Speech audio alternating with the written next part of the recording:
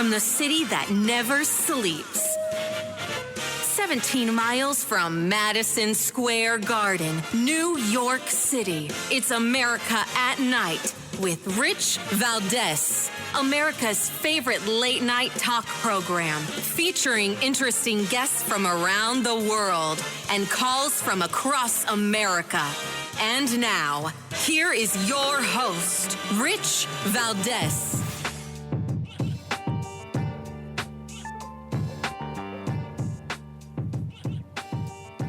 Hi there, good evening, and what's up, America? I am Rich Valdez, Valdez with an S, at Rich Valdez on all of the social media. Welcome to the program. It is Wednesday night. We're live. We're national. New York City in the building, and welcome to everybody all across the country. If you want to join us on our late night national conversation, feel free. 833-482-5337, 833-4-Valdez. And today, the Supreme Court punted. They totally did not seize the day when they had the opportunity to set the record straight on free speech. Now, the case involved the White House and the federal government overall getting involved with social media companies to stifle speech. And the issue, obviously, was that if the federal government's doing it, then it's a violation of free speech. If it's a private company that's doing it, then it's not. But the justices, they decided they weren't going to take the case because of a lack of standing by the petitioner. So it doesn't mean that the case doesn't have merit.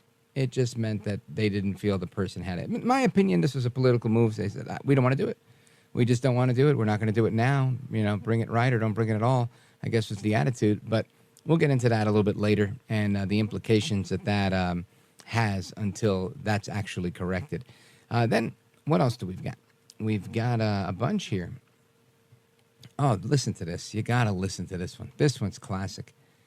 This is a judge, a county judge, Harris County, Texas.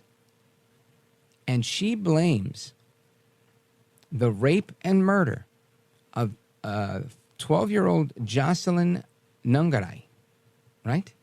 Unbelievable. She says she's not politicizing it, but she blames Trump for this. And she throws in McConnell as well. Listen to this exchange. It hurts even more that they're being used as pawns in this fight over immigration that doesn't even exist because Biden and McConnell agree. It's just that Trump won't let them move it forward. All due respect, Judge, you said this issue shouldn't be politicized, but by pointing the finger at former President Trump and Republicans in Congress, aren't you politicizing it? I think I answered the question. So, yeah, I mean, this is about Jocelyn. This is about her family, and if we want to, Judge, as I said, talk about immigration. You didn't answer the question. Are you politicizing this by pointing the finger at Republicans and saying it's their fault, not the fault of the Biden administration that lifted the Remain in Mexico policies? Again, the Biden administration reached an agreement with Leader McConnell to address this, but this is not about immigration. I'm not going to feed into that. Oh, she's not going to feed into it. Yeah, did you hear how dumbfounded the judge was? Yesterday we talked about. Did we? I don't think we played the audio of that judge. Wait till you hear it. I failed to try to get the audio of the judge in Georgia. Her name Peterson. But let me tell you. Ridiculous. Now, this judge. Imagine just having to sit before this judge. You expect, if you're a judge donning the black robe, that this person is, I don't know, more studied than you, maybe better versed on the law than you. For some people, they might say smarter than you, right? I think that's a fair expectation. You know, many of us don't need to study the law and practice the law and become a judge in order to do our jobs. But a judge does. And they are adjudicating. So one would suspect that a judge is, I don't know, dare I say, you know, smarter than most. But let me tell you, those days have come and gone, right? Definitely not. This woman was dumbfounded by a simple follow-up from the reporter. Kudos to the reporter for asking the question that, aren't you doing the same thing you're accusing those people of, like Trump and McConnell, by bringing this up now? Aren't you politicizing this poor girl's murder and rape? And of course, she was like, she couldn't answer. Then she tries to backpedal and says she's not feeding into it. BS. She brought it up. And that's the harsh reality. To blame a man that's not in office for the entire plight of American safety, right? The border being wide open. And specifically what they were talking about, this 12-year-old girl, Jocelyn, being raped and murdered by two men who had no business being in this country and would likely not be in the country if Joe Biden were not the president. I think that's also safe to say. Yet somehow, this is I'm not taking the bait. No, you're full of it, ma'am. You're full of it, and you should be ashamed of yourself. I want you to listen to Hillary Vaughn. She's asking Democrats about the murder of Jocelyn Nongaray on Capitol Hill yesterday. And wait till you hear what she says. This is just really interesting. Listen to this. Can I ask you quickly about the 12-year-old girl in Houston that was I'm tortured? To strangers. I don't even know who you are, and I don't know who she is. I live in Pittsburgh. Okay, but there was a child who was killed at the... I don't know anything about it. You don't know about that the child is that was killed by Congressman illegal... Summer Lee. Congressman Summer Lee. Go right ahead. People until we were absolutely certain of their intentions and whether or not they are potentially going to end up killing an American. Oh, I think it really is important to make sure that we know people's intentions, and we have a process for that. Sometimes people slip through the cracks. It's unfortunate anybody's killed, obviously, but immigrants, legal or illegal, commit crimes at a rate far lower than native-born Americans. Documented immigrants. Can you pause the audio? Crimes. Okay. The voice you just heard was Rep. Maxwell Frost. It just switched over to Jerry Nadler. And it's going quickly. This Hillary Vaughn is asking several folks in Congress about what's going on. And again, you may have heard it, but just to reiterate what Maxwell Frost said, he said, I think it's really important to make sure that we know sometimes people slip through the cracks. Okay? That was that Congressman. Congresswoman Summer Lee, she said, I don't talk to strangers. I don't know who you are, and I don't know who she is. I live in Pittsburgh. You heard that one. And now you got Jerry Nadler saying, it's unfortunate anyone is killed, but immigrants, legal or illegal, commit crimes at a rate far lower than native-born Americans. Oh, well, then let's just defend them all. Now let's go to Pramila Jayapal. Go ahead. Than anyone else. But aren't these crimes preventable if we didn't parole them into the country? Are these crimes permissible? And of course, Jayapal was saying that undocumented immigrants commit far fewer crimes than anyone else. Now, I'm going to say that they are less people, right? We're talking 20 million people versus 330 million people. So that on the numbers, it makes sense. But anyway, I want to continue this conversation with Tennessee Senator Marsha Blackburn straight ahead. So keep it locked right here. I am Rich Valdez, 833-482-5337, 833-4-VALDEZ. This is America at Night with Rich Valdez.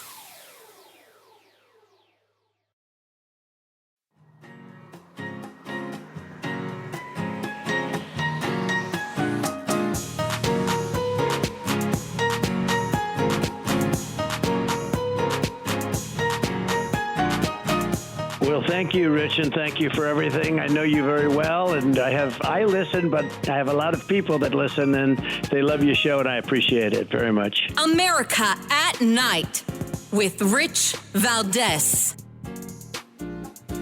All right, familia, welcome back, amigos. We continue our conversation tonight, and of course, it's a high-stakes debate tomorrow.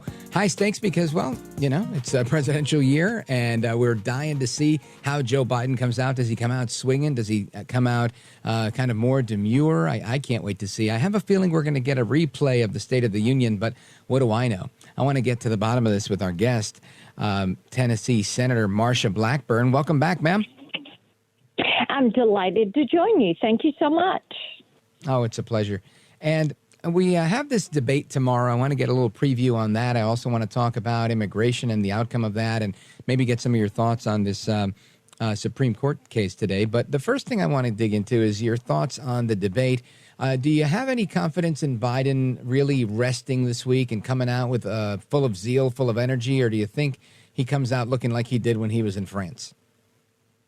I think what he's going to do is come out more positioned more like he was at the State of the Union. And, you know, the American people should have high expectations of him. He's been president of the United States for 4 years.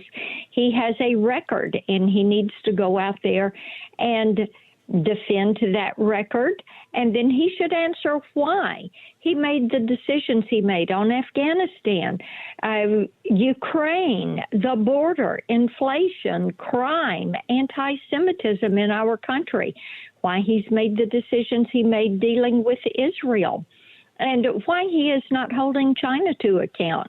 When you look at the way they have not kept their end of the deal on our trade agreements.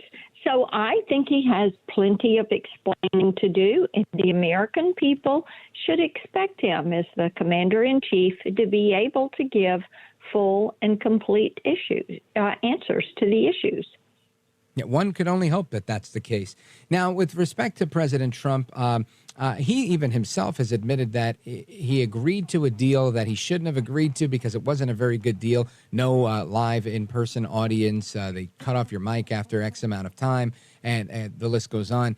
And the Biden team won the coin toss. But with that being said, I think there's still some advantage for Trump because of the people that are on the fence, the people that might be bothered by saying, I may not or want to vote for a convicted felon. Do you think Biden gains a lot of traction by continually labeling him a convicted felon? I think that Biden is going to use that language. We're hearing that his team of 16, which has spent 10 days trying to prep him for this, is going to really try to trigger President Trump. And we know that President Trump is going to be prepared. He's going to be conversant on the issues. He can explain his record and what he did. He is going to have a great debate tomorrow night, and I look forward to having him point out why Biden is a weak, failed, incompetent president and why he does not deserve 4 more years. Yeah, I would agree with that. And Senator Blackburn, do you think with a debate this early in the cycle, it's literally the end of June, some kids are just finishing school, I feel like this is probably the earliest I've ever seen a debate happen. Do you think that it's going to have major impact to move the needle? Will it be well received, or do you think it's just a flash in the pan?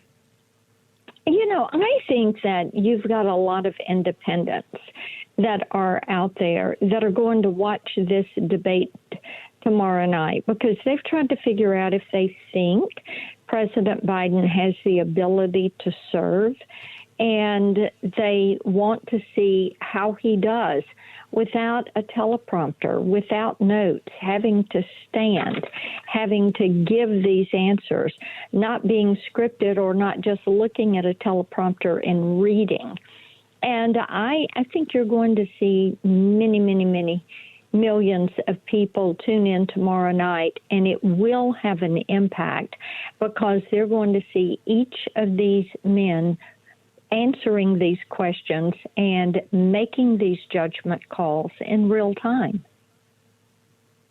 Folks, we're on with United States Senator Marsha Blackburn from the great state of Tennessee. And in a moment, I'm going to get some of her thoughts on some of this violence that we've seen as a result of immigration. But before we do, I want to get your take, Senator, on the decision that came out today at the Supreme Court rejecting a challenge to the Biden administration's effort to influence social media, which in effect was chilling speech. And the court seemed to punt on that today. Your thoughts? Yes, what they did was go after the way the case was filed and say that the states did not have standing. So I think you're right about that, Rick. It was kind of a punt on this to say, okay, we're not saying if we agree or disagree, but what we are going to tell you, Missouri, Louisiana, the states that filed the case, you do not have standing because you did not experience definable harms.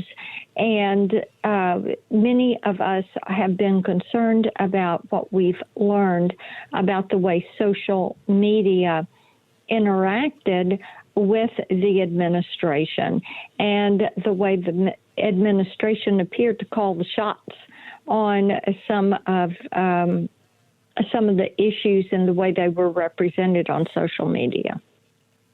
Now, I want to spend a fair amount of time with you on immigration because I think there's so much to talk about there. So before I get into that, I want to wrap up the political part of our conversation and get your thoughts on the squad member, your colleague, Jamal Bowman from the House. What are your thoughts on him not winning his primary? There are so many people in that district he represents that had disagreed with the way he conducted himself and felt that many of his actions, his comments about Israel, his comments about October 7th, the denial of some of the activity of Hamas on October 7th, that did not fit with his district. And what I understand is that you had people that were in that district that just said, we have had it with him. And this was a grassroots-led effort. They got their friends, their neighbors, they knocked on doors, they turned out the vote, and they beat him in a primary. And this is the way representative democracy works. And this is people who had supported a representative, and then his positions changed on some issues, and so they showed up and got together and got another candidate and ran that individual and won that race. Some people are saying that this is the writing on the wall, that this is what we can expect for those in the far left. And for one, I would love to say I think that's great. I just don't know if it's necessarily true. Do you think that this is the beginning of a trend against those on the extreme left? When I talk with people that are Democrat voters and they have started to identify themselves as independents for no other reason than they are not progressive in nature. They are freedom-loving, and they have a difference of opinion on what the role of government should be. But they do not get into all of this DEI, ESG.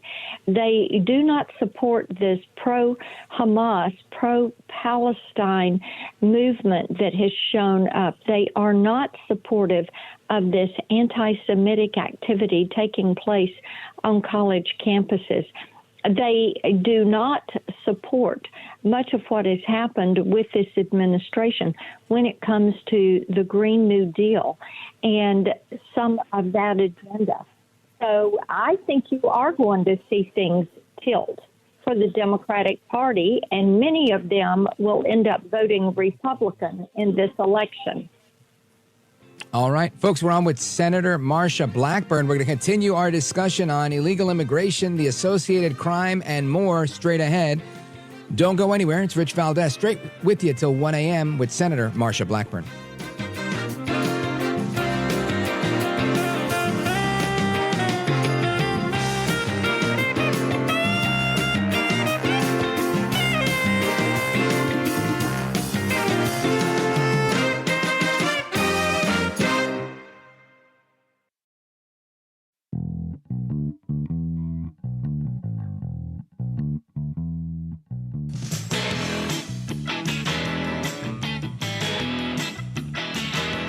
The best guests, the best opinions.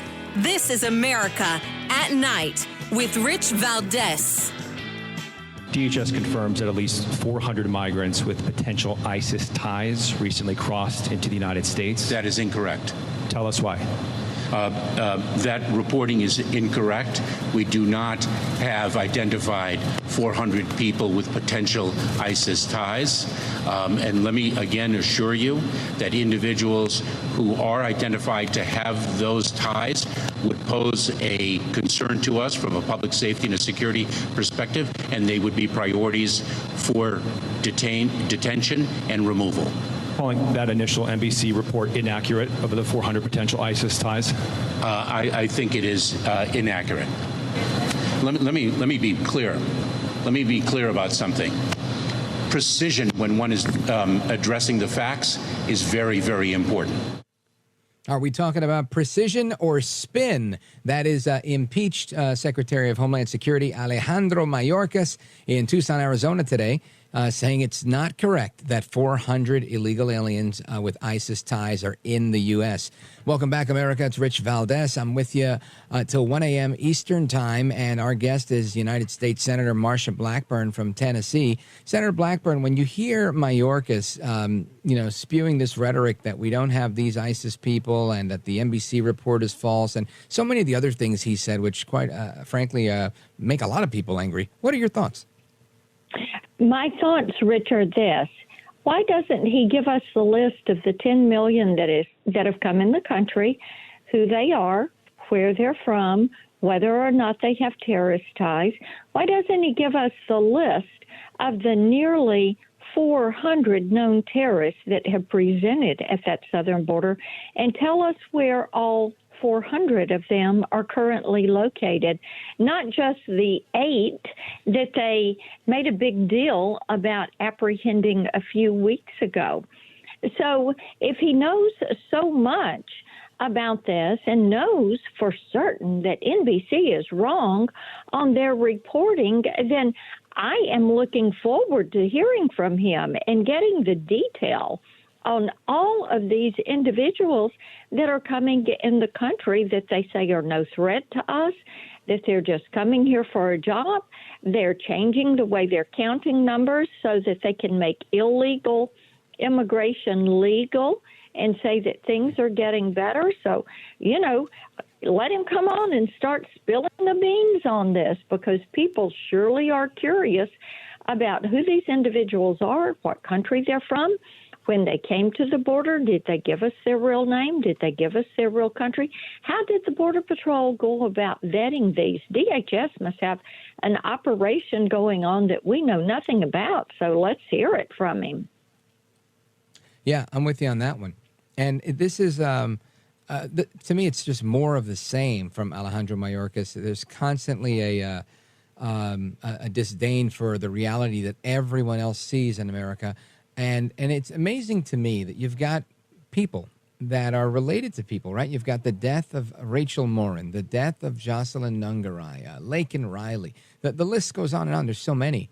There's so many. And I just can't help but think, how is it that their families, their friends are not all up in arms? And I'm presuming they probably are, just like so many Americans are. Yet Mayorkas and Biden come out there, just plain-faced and as if nothing's really going on. Everything's false. Everything's a lie.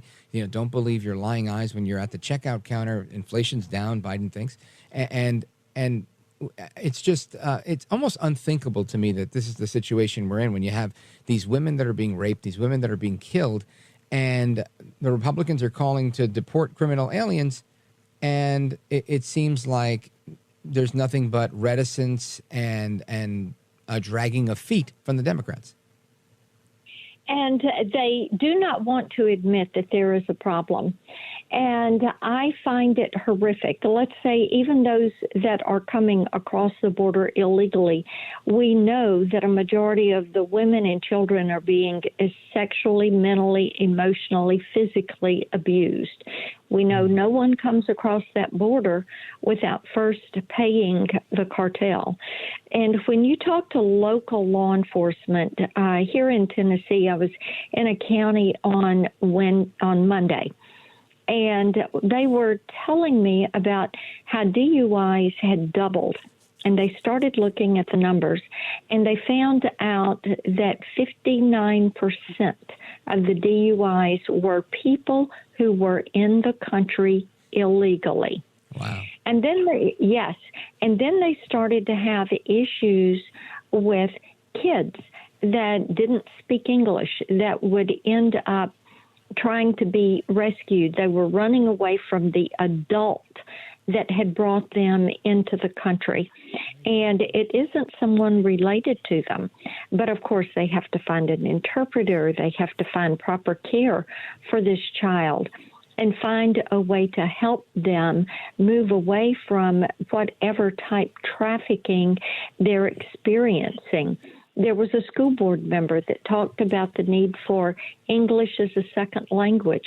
There was an individual, a detective, with one of the law enforcement agencies that talked about the amount of sex trafficking. And the sheriff said, look, we can't get our arms around what we're dealing with here until you all secure that southern border, because the fentanyl, the Narcan, the trafficking, the DUIs, the crime, all of this is related to cartel activity and activity coming across the southern border. This is one of the reasons Donald Trump is going to win this election in November. People are saying, I don't know if I feel safe in my community. And what is really happening in my community? And they're concerned. I say the security moms are back in full force.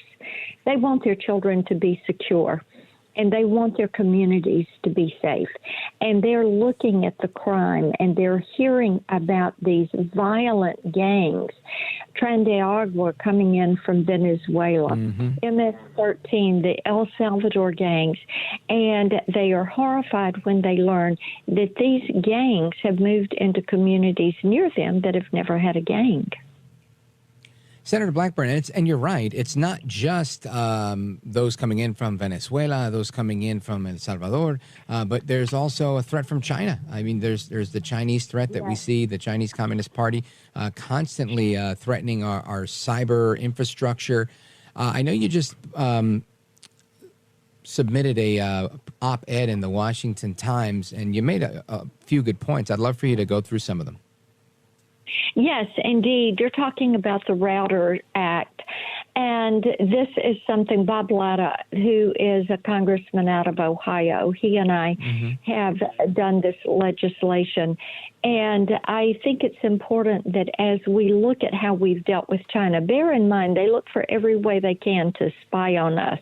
I know we all remember pictures of the spy balloon sashaying across the country. Oh, yeah. And this administration doing nothing to address that spy balloon. So it is up to us to begin to say, all right, these vulnerabilities in our critical infrastructure and in our supply chains, how do we make certain that we are free of this spyware? Well, one of the things we've learned is some of the countries that are adversaries are working with China, and they're making these modems and routers. It may be something coming out of Venezuela or out of Cuba.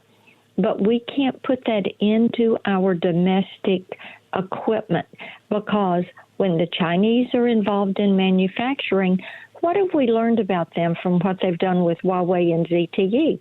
We've learned that they embed spyware and malware. So it is important for the Department of Commerce to begin a study to look at this, to pay some attention to this as we talk about more of our life being conducted in the virtual space, as we look at what is happening with interconnected cars and autonomous vehicles and EVs. It is important for us to make certain that we do not have this spyware and malware creeping into our system. Now, with Huawei and ZTE and 5G transmission equipment, what we've been able to do is a rip and replace program through the FCC, and we pretty much got all of that out of our networks. The next thing we need to look at is these modems and routers.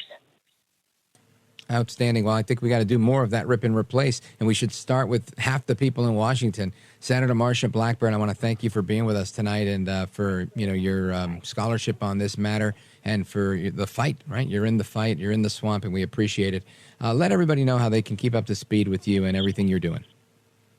Yes, they will find me on social media at Marsha Blackburn. Outstanding. Well, Senator, like always, you are a gentlewoman, a scholar, and a patriot, and I thank you for staying up late with us. And I thank you so much. Take care. Likewise. Have a good night. Folks, we continue. We'll take some of your calls, and I got a couple of more clips of audio I want to play for you. It's been a busy day today, so we're going to continue talking about that straight ahead. Don't go anywhere. This is America at Night with Rich Valdez. Call now, 833-4-VALDEZ. That's 833-482-5337. 833-4-VALDEZ. That's Valdez with an S.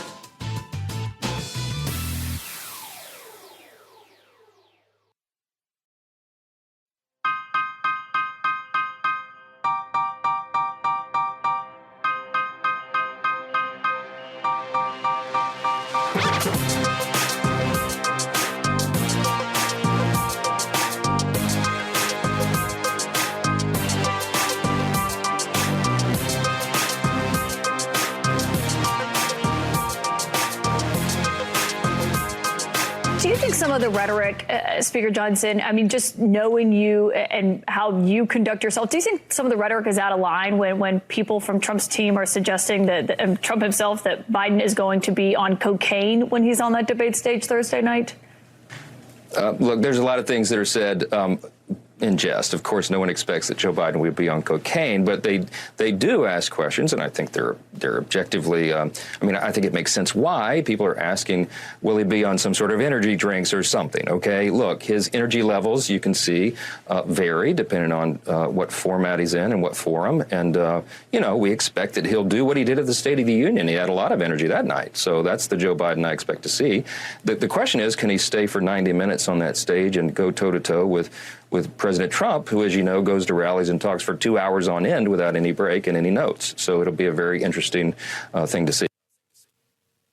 That is Speaker Mike Johnson on CNN yesterday saying no one expects that Joe Biden will be on cocaine during the debate. Now, listen, I may have missed this whole cocaine thing. I do remember President Trump saying that he was going to get a shot in the rear end. But last I checked, that's not how people consume cocaine, right? So I don't know where all of that crazy talk comes from, but this is where we are, right? Biden on cocaine. The last thing I think Biden is going to do, and even Senator Blackburn just mentioned it in the last segment, that you want to be on your game, right? You don't want to put yourself in a position where you potentially are not able to perform. And I don't know, again, I've never done cocaine, and I don't know anybody who does debates on cocaine. But I can only imagine that you're not going to do better at your debate while you're doing cocaine than not, right? Adderall, I think, is a different story. And my friends that have played professional sports, I understand B12 is fantastic in high dosage, as well as vitamin C. These are things that really help you focus and feel energized and get through things. I can tell you my substance of choice to abuse for energy, caffeine. Love that stuff. And not in the form of like those energy drinks and whatnot, but in the form of cafecito.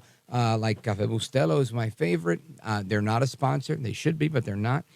But that's what I love. I brew a good pot of that stuff every day prior to the show because it hits right. You know, you take it, you sip it slow, you enjoy it. I've got some right here in my cool mug. I have the coolest mug, by the way. It says, I tinker with radios past my bedtime. I thought that was funny. My daughter got it for me, I think, for Father's Day last year. And anyway, I'm digressing a little bit. But my point is, yeah, I don't think Biden's going to be on cocaine. I don't think there's even a real suggestion of that. Again, if I did not hear that. I heard him suggesting that he was going to get a big shot in the rear end. And, yeah, why not? A shot of B12, vitamin C, anything else that could help with focus if there is some dementia involved. There's a drug called Aricept that I've seen work well in my dad who had traumatic brain injury-related dementia, and it helped. Didn't, help a ton. But, again, my dad didn't have access to the doctors that the President of the United States has. So I think there's a lot to be said. I think Biden's going to be fantastic.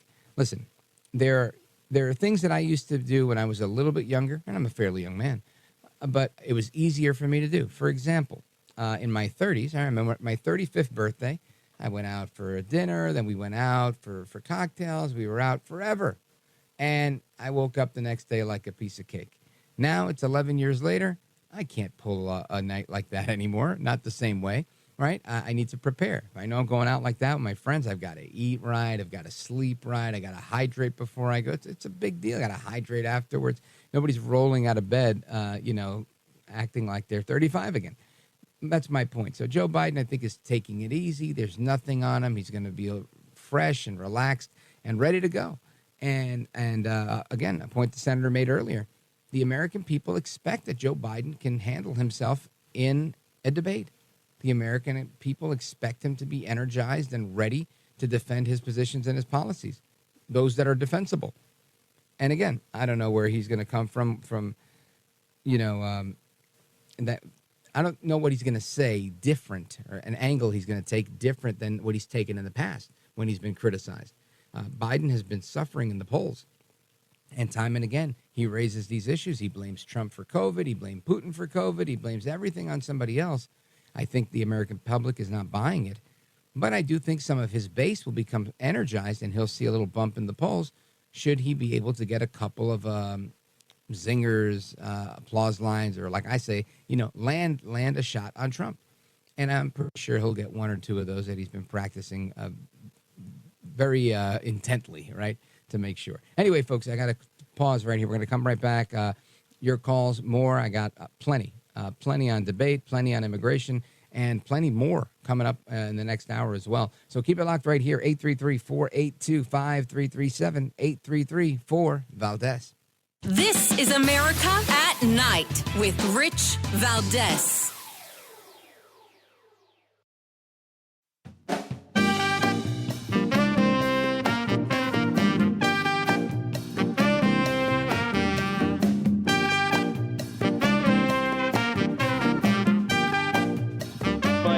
Across America to the liberty-loving Latino, Rich Valdez. This is America at Night with Rich Valdez. Super PAC of dark money can spend $20 million to brainwash people into believing something that isn't true.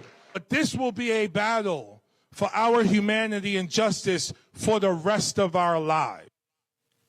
That is Jamal Bowman. Now, ladies and gentlemen, you guys are going to get the first dibs of the name here because Jamal Bowman is famous for pulling a fire alarm, then lying and saying that he thought it was a door, then berating his colleagues in the hallways of Congress, and then, of course, having this rally that he had where he was, cursing up a storm. And again, it didn't offend my sensibilities, but I know it took a lot of people by surprise. But I've been asking, what's a good name for Jamal Bowman? What is a good nickname for me to create on the radio for him? And I've come up with it.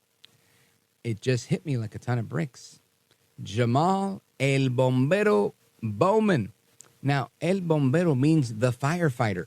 Now, while that's not as funny as it is in Spanish it's funny because he's pulling the fire alarm. What fireman does that? That's exactly what it is. He's a fire starter. Jamal Bowman throwing bombs all the time. And he blames AIPAC dark money brainwashing for his primary loss. That's classic. That's classic. And listen, I'm not even going to debate it, right? Sure, Bowman, you're right. El Bombero here is right because he lost to a Democrat who is supported by Jews, and there are Jews in the district. And I mean, just imagine Ilhan Omar decides to come out against Muslims in Dearborn, Michigan. Or, come on. Bowman, what were you thinking? The guy has a doctorate degree. You would have thought he would have made a better choice than making just really politically crazy moves like he did that are wrong, quite frankly. Anyway, Representative Jamal Bowman, former congressman or soon-to-be former congressman, is now Jamal El Bombero Bowman. All right, coming up, we've got a lot to discuss. We're going to talk about DEI, the Supreme Court decision, and more. Don't go anywhere. Rich Valdez.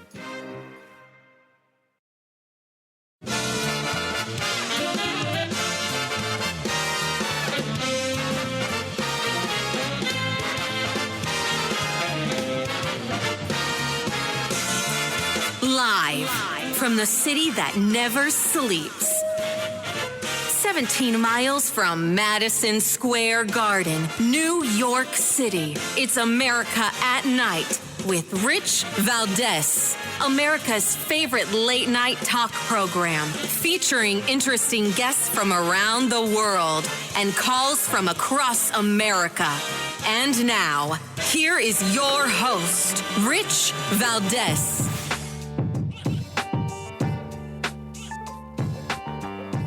Hi there, good evening, and what's up, America? I am Rich Valdez, Valdez with an S, at Rich Valdez on all of the social media.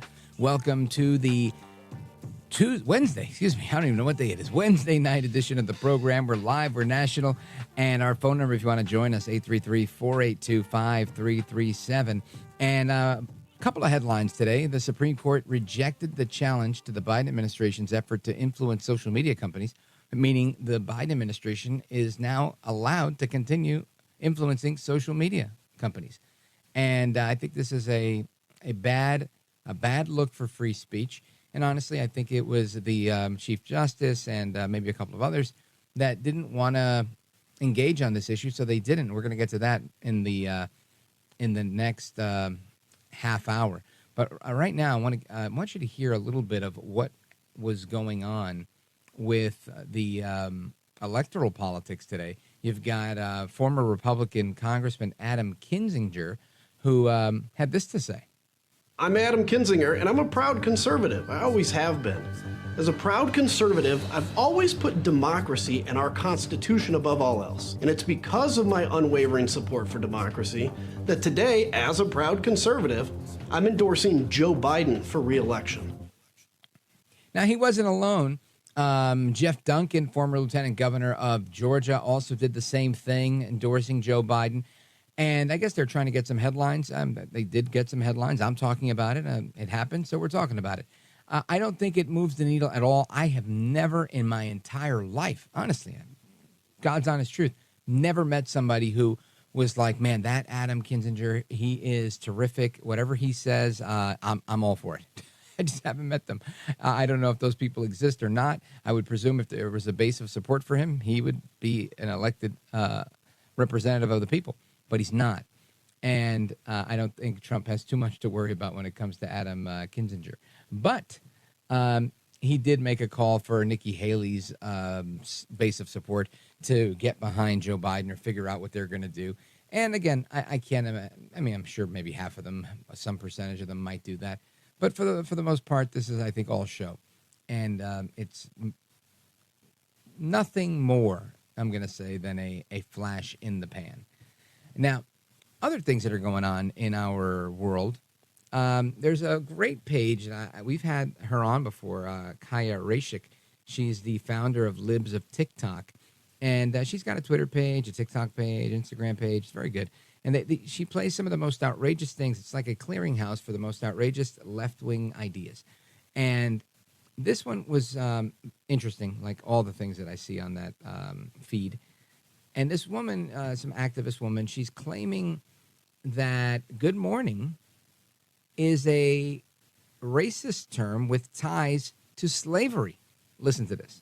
The reason why I don't use the term good morning, did you know back in the slavery days, after the masters had beaten us, taken our children, raped us, hung us, burned us, and then left us in a dark shed overnight, they would literally open up the door and they would greet us by saying, "Did you have a good morning?" Meaning, did you cry all night over the things that we've done to your loved ones? So this is the reason why I took good morning out of my vocabulary. Because truly, if you think about it, there is absolutely nothing good about mourning. Ashe, ashe. All right, so I don't know who Ashe is, but I can tell you this is the craziest thing I've ever heard. You can't say that because some D-bag, evil, racist rapist said something to you, that now all of a sudden this entire terminology must be stricken from your vernacular. I think that's crazy. Now, she can do what she wants. I support her in her quest to remove good morning from her vocabulary. Super. Do what you got to do, ma'am. But in general, which of us has done that, right? I mean, there's people that we don't get along with, people that do bad things, and pleasantries like good morning, I don't know. And again, this is not me defending anybody who's doing anything bad, but I think this is a stretch. And the reason it's a stretch is because certain people in the, what many have called the racial grievance industry, I call them race hustlers, these people will say anything to get a rise out of people, to make it. You know, my family is Puerto Rican, and there's a similar Puerto Rican grievance committee, and it's not about race.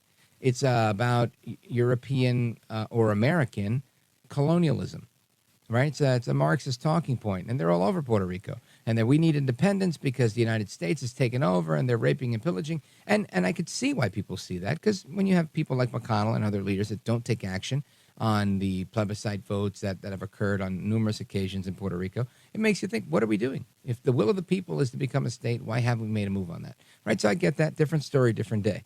But ultimately, my point here is that you have this this hijacking of words. And this parlays into a lot of things, not the least of which is diversity, equity, and inclusion. And this happens everywhere, not just in California, not just in New York City, but all over the place, like places like Missouri. So I want to get a better understanding of what's going on with the push for DEI and how that is affecting the most recent electorate, the one we have now that's headed into the polls in November. And I want to get the perspective of Justin Hicks. He is a state representative in Missouri, District 108, and he's running for Congress in Missouri's 3rd District. Justin Hicks, welcome to the program. Thanks for having me on. You bet. So tell us a little bit about what DEI is looking like in your neck of the woods.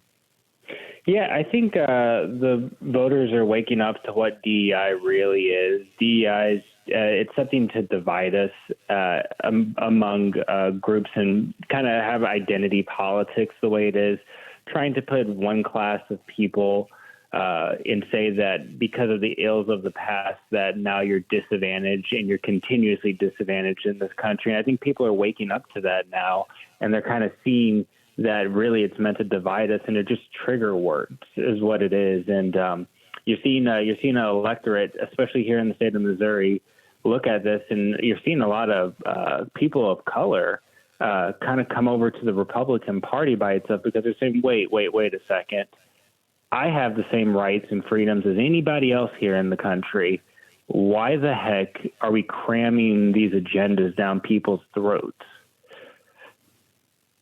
Well, obviously, because it contributes to the agenda, right? The agenda that the left has, whether it's to usurp the Constitution, to destroy the family, to the nuclear family, that is. I mean, there's so many different angles, whether it's, the teachers unions doing what they do. And I'm sure that's what I see, right? In New York, I'm sure it's no different in your neck of the woods. Oh, yeah, no, it's no different here than it is in New York. You see it everywhere, especially, this month here being the month it is in June. Obviously there's the pride flags out there, and then there's the, pretty much just has all the, whether it's Black Lives Matter, any of that kind of stuff, it's all out there now. And it's just propaganda pandering to left-wing ideologies that are rooted in Marxist ideas by itself. And it's to really usurp, America and the liberties that we have in democracy that we have here in this country. And people are seeing that. I think it's getting to the point to where we're on the edge, especially here in the state of Missouri, of pushing back and making sure these agendas aren't being crammed down our children's throats and, rooted in our society anymore. Yeah, makes a lot of sense. We're going to take a quick pause right here. Folks, we're on with Justin Hicks from Missouri, running for Congress in the 3rd District. He's a state rep there, and he made some headlines when he shunned the idea of DEI, didn't want to fit into the mold, and said something that one would think is not controversial, but it became controversial. Stick with us, folks. We're coming back with Justin Hicks. I'm Rich Valdez. This is America at at Night with Rich Valdez.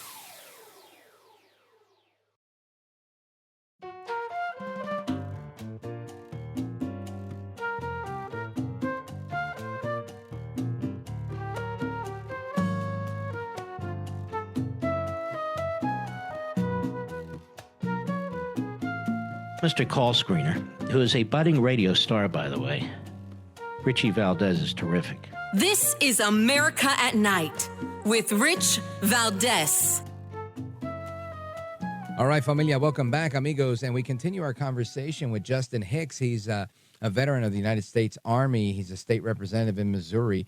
And he was in a discussion with one of his colleagues in the State House in Missouri when she asked him a question. Listen to this exchange. You agree with this DEI bill?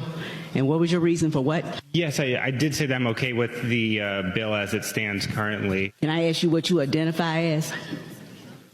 Identify? Ethnicity? I identify as an American. Not an African American? Are you African American? Now, this is, kudos to the people that applauded. I think that's a good thing to do. We need to focus on inclusion, right? The I part of DEI, and the inclusive part of it would be, you might be an African American, I might be a Hispanic or an American of Hispanic descent, but we're all Americans, and we have to focus on what brings us together, not what sets us apart. But this is classic of those on the left, and I thought it was remarkable, and so did America when this clip went viral last year and became a very big deal. And here he is running for Congress and standing on his business. Missouri State Representative Justin Hicks, welcome back. What was that like? You sounded like you were genuinely taken off guard. Yeah, no, I was. Whenever she inquired of me, my colleague inquired of me on the floor, I was taken back because of what she asked me. I couldn't believe in the day and age that we are sitting there debating race, and she has the audacity to ask me how I identify on the floor. And when we're all sitting there and we're all Americans at the end of the day, it doesn't matter if you're African American or whatnot. I hate even using those terms by itself because we are Americans. We're nothing more than that. America is a country that's built as a melting pot altogether. And, as long as you're a U.S. citizen, that you take part in that there. And it's a classic Democrat line from the left on where they're trying to identify people by arbitrary features such as your skin color to try to divide us and saying that, oh, this group is different or this group is suppressed because of X, Y, and Z, instead of trying to unite us and make us, come together around things that actually, Americans care about. We live in it's 2024. The color of your skin does not matter anymore. I have the same freedoms as the man or woman next to me, and it doesn't matter. And so that's about who you are as a character. And we have to remember that America is a country that's built off of equal opportunity, not equal outcome. And that's what really came to my mind when I was inquired of that there. And we didn't have, we didn't play the rest of the exchange, but when she continued to press you, did you just ignore her or did you guys continue going at it? No, she continued to press me on the issue, and she went ahead and told me that I was a privileged individual and that I didn't understand what it meant to be someone of color, and I had to politely but correct her and explain to her that I didn't come from a place of privilege. I grew up in a pretty poor family here in St. Louis County. My father actually dropped out of high school. He used to work on the cotton fields in Mississippi and moved to Missouri for a better future. My mother was a hairstylist. And my father unfortunately passed when I was 12, and I have two brothers. My mom, with the blessings of God, raised us to be, decent human beings. And I learned at that early age that I had to pick myself up from my bootstraps like a lot of Americans do to make something out of myself. And that's why I did things like went to the military, served 6 years in the Army, went on a combat tour, came back and, became a first generation in my family to go to law school and go to college altogether, and ended up working as one of the assistant attorney generals in the state of Missouri, and now a state rep as well. And it goes to show that with hard work and dedication, it doesn't matter what background you come from, what color of the skin you are, how you look, that this country that we call America is about the ability to come from nothing and be able to make something of yourself. It's your willingness to work at it and try. What was the rest of the backlash like? I'm guessing she wasn't alone in her critique. Did the race hustling left jump on top of you after that, saying, "I can't believe that you didn't say you were black"? Yes. So after that exchange, a few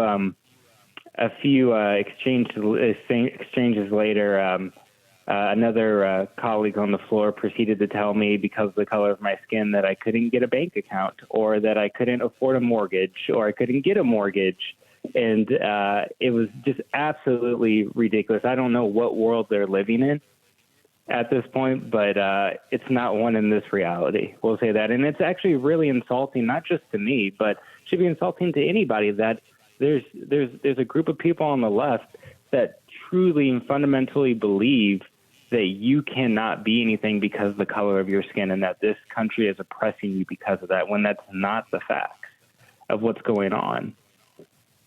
And Justin Hicks, what's interesting about all of this is, this is classic Democrat politics, right? And all you have to do is rewind the tape to, I don't know, what was it, 2016, Joe Biden and Charlemagne the God. And he says, well, if you don't know if you're voting for Trump or for me, you ain't black.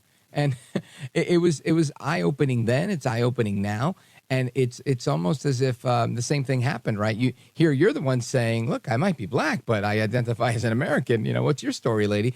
And it's almost like that's their immediate response, that they're about to try and take away your black card because you don't agree with their politics. Yeah, no, it's absolutely ridiculous. I think it sets us back as a country, to tell you the truth. That it's becoming a place of where we fought so hard to come to a place where you're looking at somebody for their character and not how they look on the outside. Right. And it seems like they are going backwards. And really, at the end of the day, it's about a power grab. It's about dividing the country, dividing people, dividing Americans in a way to grab power by itself. And it's detrimental to society, and it has to stop by itself. I have a 22-month-old daughter at home, and congratulations! Thank you. And I couldn't imagine if she came home from school later on, and she learned that because she has black in her, that she can't do anything. That is ridiculous by itself. You want to beat that guy up? Yeah, no, that's exactly what you would do. You would want to beat that guy up. And Justin Hicks, before the music kicks us out, let everybody know how they can donate to your campaign. Yeah. So if you go to hicksformissouri.com, you can go on there and donate to my congressional race. We're making sure we're bringing common sense, conservative voices here to D.C. to get things done and push back against DEI. All right, folks, Hicks for Missouri. Justin Hicks, good luck, Godspeed. Folks, we're coming right back to talk about the Missouri decision that came out of the Supreme Court. Don't go anywhere.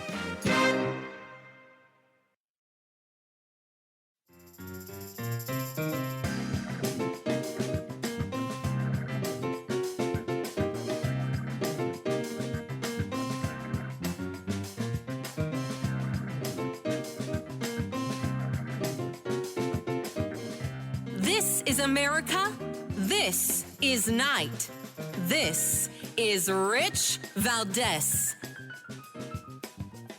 All right, America, welcome back. We continue our discussion. And again, the Supreme Court today ruled in favor of the Biden administration in a challenge to the coordination that was alleged with the White House and social media companies, saying that the states who sued the administration lacked the standing to do so.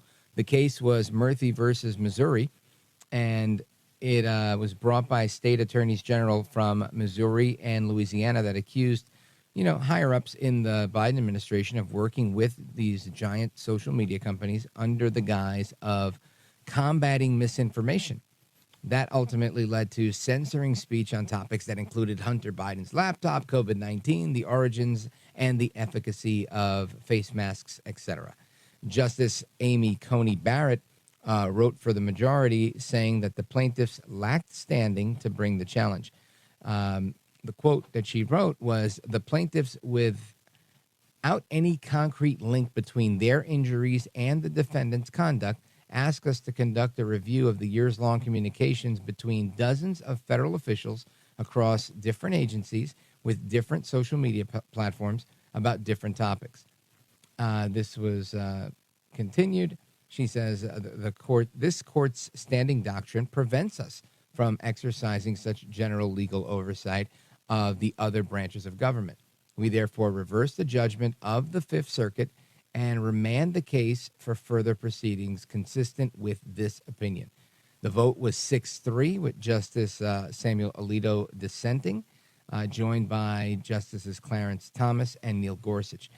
Barrett finished saying the plaintiffs' claim standing based on the direct censorship of their own speech, as well as their right to listen to others who face social media censorship, obviously wasn't enough.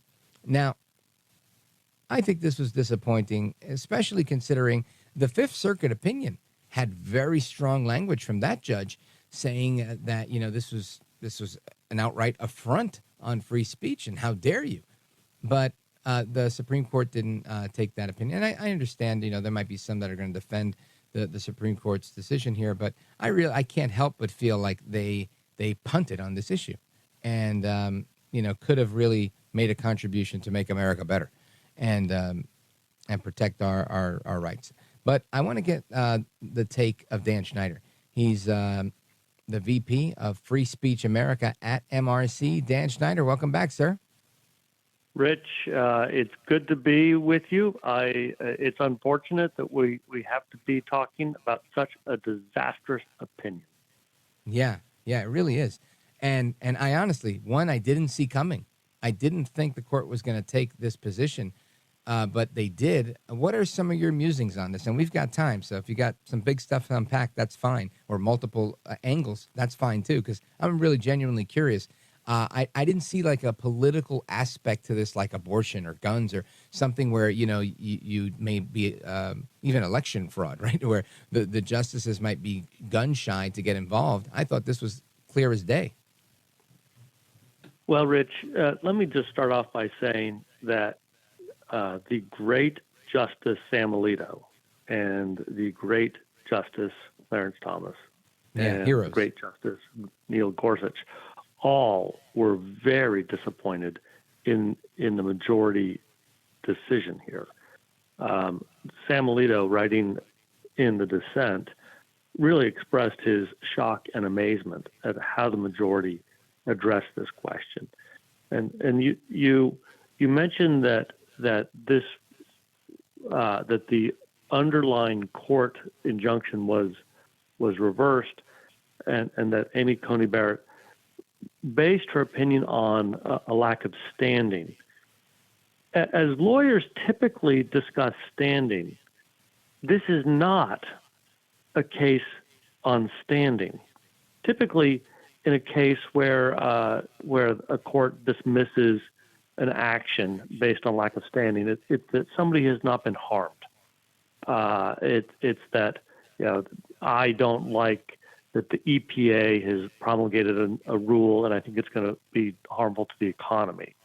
So I try to bring a case against the EPA, and the court says, well, Dan, you aren't directly harmed by it.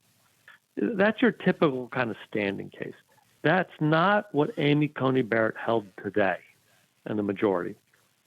Instead, and I'll just sort of say this in the general sense, what the majority of the court held is that there were so many instances of censorship, and each of these instances was a bit different, that the court itself was not competent to address all of these cases and identify in every case, every instance, what the not just the harm was, but the future harm. Yeah, and she kind of came up with this fiction that the court would have to identify with very clear particularity what the future harm would be in every instance before it could act. And thus she basically said, we, the Supreme Court, we're just not able to do all of this. So we are going to punt it now down to the lower court. And sending a very clear message to the Biden administration that it is free to continue, not merely to coordinate with big tech to censor, but to coerce big tech to censor Joe Biden's political opponents. It is an outrageous decision. It's a decision that is based on the idea that the government is presumed to be able to censor people unless it's proven that the harm connected with the censorship is so severe, so immediate, and so predictable, and that you can discern what the harm will be in the future. Like, that's not what our founders meant when they drafted the First Amendment. Our founders drafted the First Amendment so that we the people, we who form the backbone of this government, we are the government, that we could hold government officials accountable with our own speech, expressing our own opinions, and the government could not silence us, that our speech would always be protected, would be sacrosanct from government control over us. And Amy Coney Barrett has just completely reversed the entire purpose of the First Amendment. It is really a devastating, horrible decision. I tend to agree with you, and I want to continue to unpack it when we come back. Folks, we're on with Dan Schneider, VP at the Media Research Center of their Free Speech America program, and we're coming right back with Dan Schneider. Don't go anywhere. This is America at Night with Rich Valdez. Call now, 833-4-VALDEZ. That's 833-482-5337. 833-4-VALDEZ. That's Valdez with an S.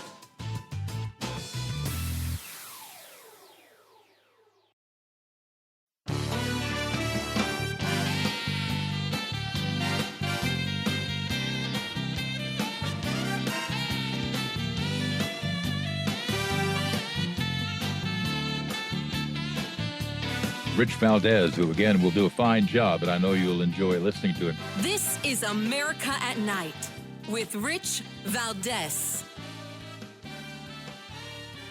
All right, amigos, welcome back, and we continue our conversation with Dan Schneider. He's the VP over at MRC, in charge of their Free Speech America initiative. And something that I wanted to share with you guys is what the district court judge, Terry A. Dowdy, said in his temporary injunction from Independence Day last year, right? Let me see where it is. This prevented the White House from, getting involved and moving forward until, could continue to the Supreme Court or whatever. And here's the quote. If the allegations made by the plaintiffs are true, the present case arguably involves the most massive attack against free speech in United States history. In their attempts to suppress alleged disinformation, the federal government, and particularly the defendants named here, are alleged to have blatantly ignored the First Amendment rights to free speech. That's very clear. To me, it made sense when this judge said it, not just because I agreed with it, because it made sense to me that, if a social media company doesn't want to give me the time of day, I can complain and I could do whatever I want. But ultimately, they do their thing because they have that whole publisher platform debate going on.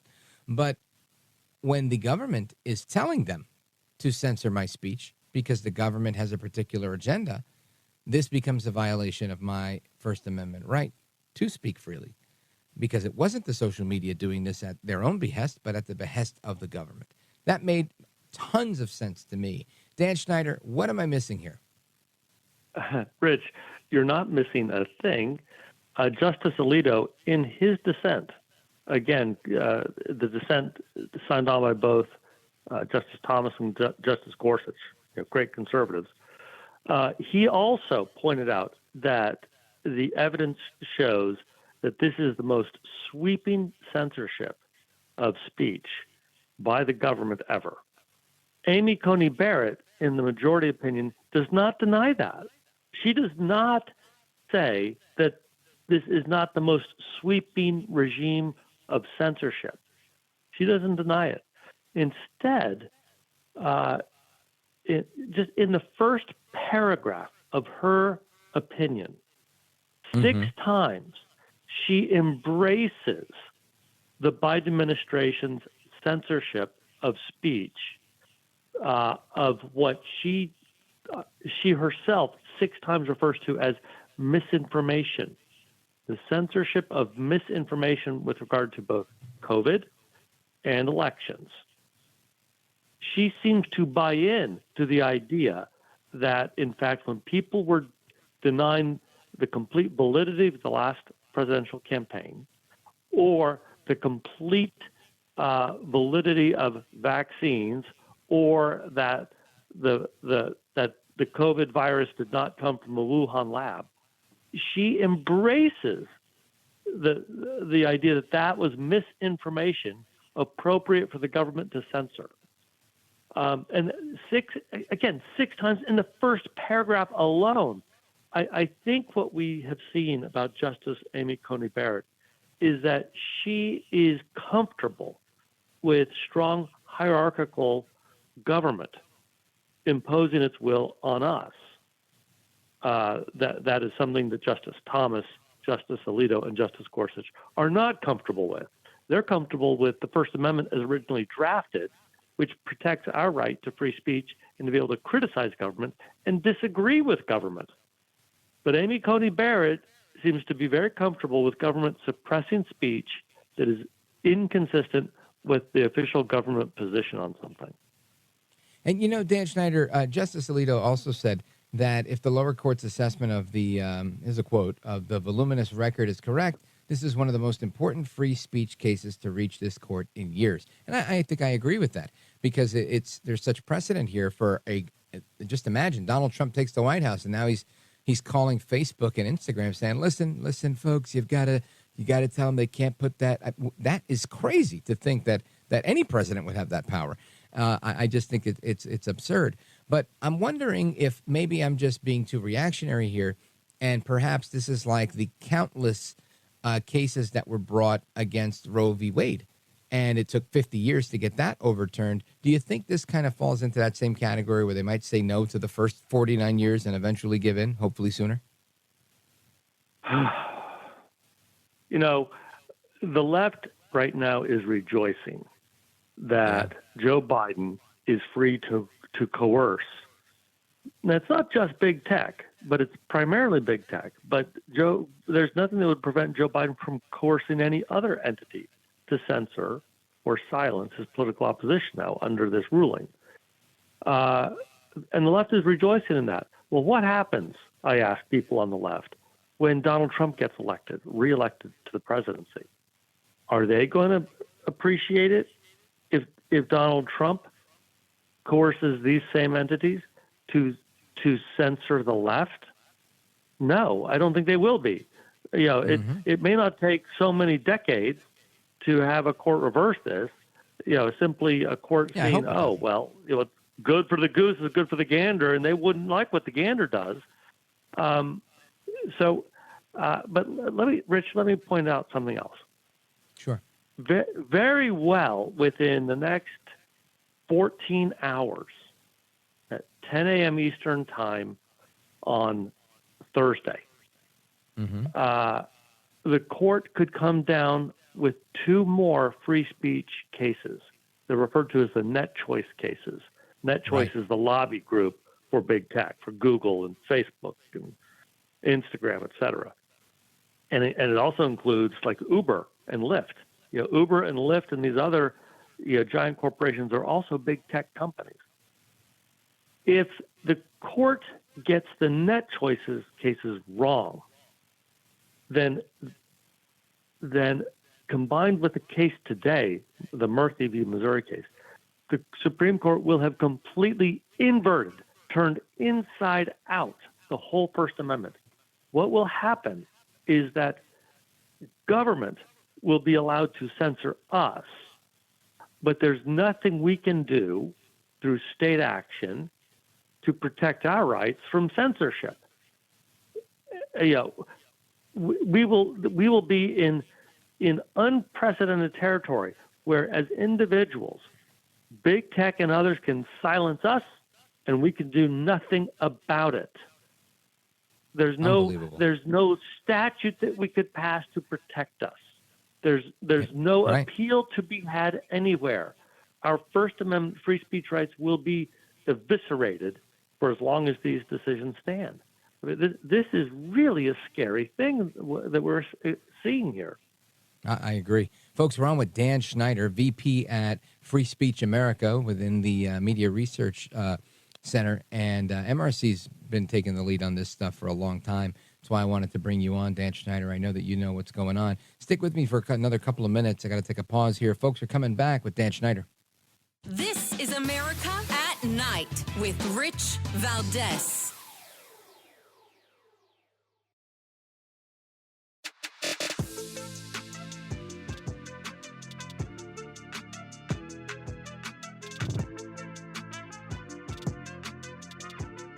Call now, 833-4-VALDEZ. That's 833-482-5337. 833-4-VALDEZ. That's Valdez with an S. All right, America, welcome back. We continue our conversation with the VP over at MRC, Dan Schneider. I want you to tell us a little bit about Free Speech America and what you plan to do to make sure this thing gets overturned. Well, so Free Speech America was added on by Brent Bozell, the great founder and president of the Media Research Center, about 5 years ago, specifically to address big tech censorship. And so I'm an attorney. I have practiced for a number of years, and I'm thrilled to be at the Media Research Center fighting for our constitutional right to free speech and to fight against censorship, because if we do not have the right to speak our minds, then there is no self-government. Self-government is not possible if we do not have informed people who can express our point of view. And I'll tell you, Rich, really the only thing we have to save our free speech rights today is to elect a different president tomorrow, because no longer does the Supreme Court recognize the First Amendment as a true guard, shield to protect our free speech rights. Instead, the Supreme Court is telling us now. Sources close to this case tell me that this is some of the most. If you want our free speech rights protected from abusive government, then we have to have a president who's going to control government and rein it in so that it does not suppress these rights. It's all coming down to November 5 at this point.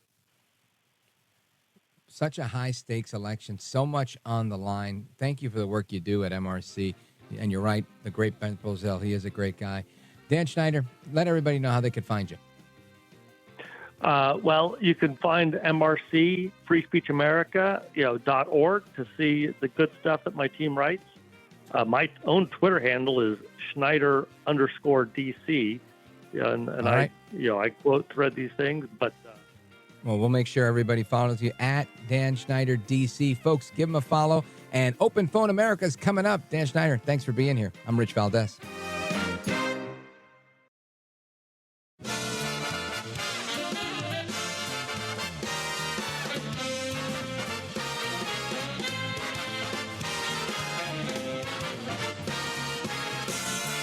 Live from the city that never sleeps.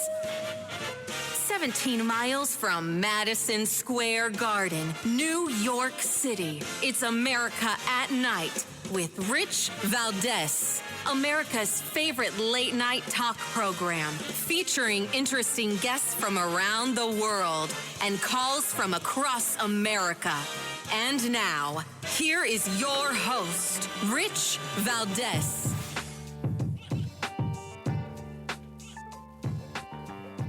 Hi there, good evening, and what's up, America? I am Rich Valdez, Valdez with an S, at Rich Valdez on all of the social media. Welcome to the Wednesday night edition of our program. If you want to join us, it is Open Phone America. The phone lines are wide open, and you're welcome to call 833-482-5337, 833-4-VALDEZ. And a number of things that we have discussed tonight from the Supreme Court decision that was very upsetting today. We also had some good conversation on immigration with Senator Marsha Blackburn. And we talked about diversity, equity, and inclusion with the congressional candidate and state representative from Missouri who dared to say last year that he identified as an American when he was asked if he identified as a African-American in that follow-up to that question. So plenty to discuss. And there's always, the usual suspects that are out there making noise. But something that I mentioned the other day, and I don't think we even got to it, but it was James O'Keefe had done, he's always up to his usual video making when he's getting people saying things that are embarrassing to them that they wouldn't say otherwise. That fly-on-the-wall video approach. And he had gotten a guy from Disney to admit that, if you are a person of color, they're likely not going to hire you, because they're only hiring people that are not white. And now he's got an even more in-depth case where they're saying non-white and non-Jewish. This is Sohrab Makar, who is a director at Disney of production and finance, in this secret undercover video with O'Keefe Media Group. Listen to this. So you think that they wouldn't hire a C-suite who's not white or not Jewish? In entertainment, no.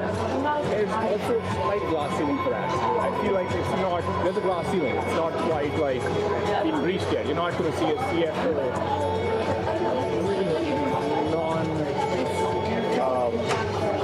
I guess, for lack of a word, non-white, non-Jewish. Unless you are a white Jewish man, well, you're likely never going to see Disney's C-suite. She was like Asian and Hispanic. Haitian, Hispanic mix. Just left Disney like a month ago.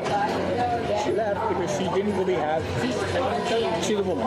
She didn't really have either of the bosses in her corner. Okay.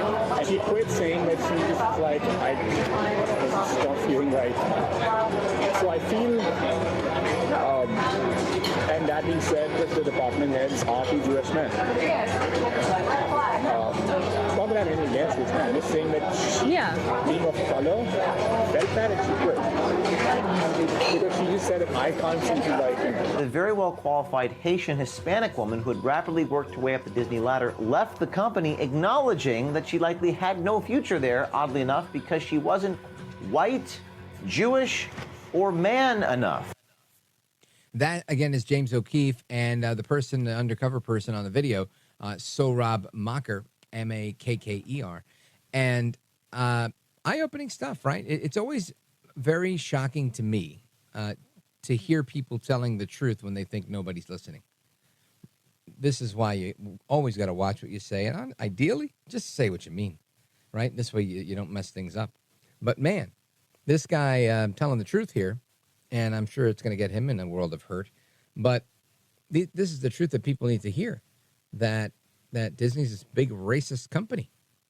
And that's a shame, right? Racist, misogynist, you name it. I'm sure there's a few more ists in there. Now, that's not the end of it. O'Keefe's got a little bit more.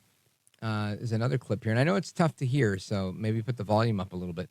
But this is Sohrab Makar, Disney director of production and finance, in secret video with O'Keefe Media Group, saying it would be great to put LGBTQ agenda in kids' shows. Again, a little tough to hear, so I don't know. Squint your ears. Listen to this. So maybe there's this juxtaposition between corporations, especially in entertainment, that say, you know, we want diversity and all these things, but then in reality, it's a number. Like, you know, like I've done the report for diversity inclusion. They make us do every year, saying, okay, like look at the shows, tell us the diverse cast, all crew members are in there. So the same number can go up. I'm like, yes, it's gone up, but I feel like that's like a forced metric. Does every department have diversity spreadsheets? I'm seeing a pattern here. And that is from Disney's hiring practices. what about like the LGBTQ? I want to see them do it more in like the kids' shows. I agree. Yeah. It's the way the world is. You can't like pretend it doesn't exist, right? Yeah. And say like, oh, we're just going to show like one section of society. That's all the world is. The world is like full of everybody. Right. And that should be on screen. So Disney's philosophy is that you're never too young to learn about the LGBTQ agenda.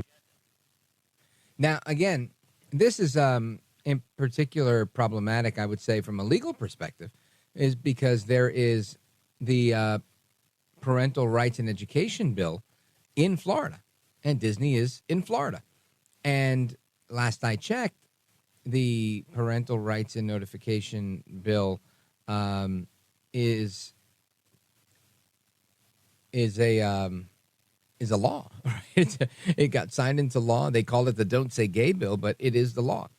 And I can't imagine how you could have this corporation that is looking to make this move. Again, this protects children in schools, and it's a private company, and the government's not going to control the speech of a private company or how they do what they do. But I think any of these school trips that they do and things that are, I'm going to say cumulative or collaborative, I'm thinking likely come into question if public schools are involved. So it's an interesting thing to see. And there was some video of the president of Disney. She has since stepped down, but making comments, I don't know, probably about a year ago now, where she alluded to the idea that she wouldn't stop until 50% or 51% of all Disney characters were LGBTQ plus IA and disabled and everything else. And it was just quite a conversation to listen to. But that's where they landed. And I just thought that was really interesting. And I hope you were able to hear some of it. I know there was a part that was difficult to hear. It's the guy, Mr. Mocker. Maybe it's Maker. And he says, it's a number. Like, I've done the report for diversity and inclusion, which they make us do every year. Same thing. I look at the shows. Tell us the diverse cast of members that are in there. So they're seeing the number count go up. But I'm like, yeah, it's gone up. But I feel like it's post-metric. And again, he's talking about how, you know, he cooks the books or how they cook the books or how they're doing the counting of how many non-white, non-Jew, non-male people they have in these positions. Really just very eye-opening to think that that's what's going on, you know, in a big company like Disney, of all places, because everybody of every color shows up at Disney, right? It's not something where I think you want to particularly cater to, you know, one particular group of people or exclude a certain group of people. It just doesn't make sense to me. But anyway, we're going to get back to your calls, some other headlines, a bunch of other video that I've got, or audio, I should say, that I want to play for you and get your reaction to. The phone number, 833-482-5337, 833-4-VALDEZ. This is America at Night with Rich Valdez. Call now, 833-4-VALDEZ. That's 833-482-5337. 833-4-VALDEZ. That's Valdez with an S.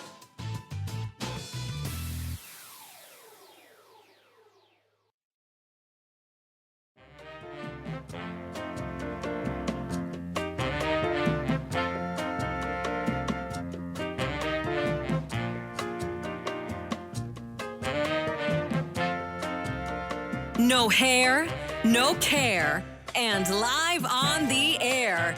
It's Rich Valdez. Call now, 833 833-4VALDEZ. That's 833-482-5337. 833-4VALDEZ. That's Valdez with an S. Obviously, the media, the nation has had their eyes on the brutal crimes committed recently by illegal immigrants. One of them was actually wearing an ICE ankle monitor. Yet this morning you said in an interview that the safety of the American people is the priority and that these individuals are vetted. But we know in our conversations with the ICE director, we've heard the FBI director say that there are significant gaps in intel. So what would you say to reassure the American people that they are in fact safe? And what would you say to the families who are mourning their loved ones because of these migrant crimes being committed? Well, let me start where you ended. A message to the families is, of course, our hearts are with them, given their suffering. The safety and security of the American public is indeed our highest priority. We screen and vet individuals when we encounter them. If we learn of derogatory information subsequently, later in the process, then we take enforcement action accordingly. The individual who's responsible for a heinous criminal act is the criminal, and we need to bring the full force of the law to bear on that criminal, just as I did for 12 years as a federal prosecutor. We encountered dangerous people then, and we prosecuted them accordingly, and that will indeed continue. That is Alejandro Mayorkas, the impeached Secretary of Homeland Security, coming up with more stories. You know, there are times where I listen to this guy, and I can't help but think, I think that sometimes he believes himself. I don't know if that's the mark of a good lawyer or somebody who's entirely fed just the wrong information, right? I think sometimes people will kind of, they don't know. Right. So they just kind of like, yeah, no, things are fantastic. and they have no clue. Now, with Biden, I could believe it more than with Mayorkas. I think Mayorkas has been grilled on this in Capitol Hill. He's got zero excuse. He totally knows. And I would say, Biden to some degree, too. But I think we could always make the case for Biden and say, well, he might have forgotten. He might have issues with his brain. He might be, there's a million different stories you can come up with. He's a very old man and he is not well. We've seen him be not well. So maybe. And again, that's a generous stretch as well. But Mayorkas, not a chance, right? He knows exactly what's going on. And he just plays dumb and goes for it. He's just like, nope, that's not true. Nope, not true. And that's it. That's all he's got to do. And he's figured out, as long as I do that, nobody really presses me that hard, right? Nobody does.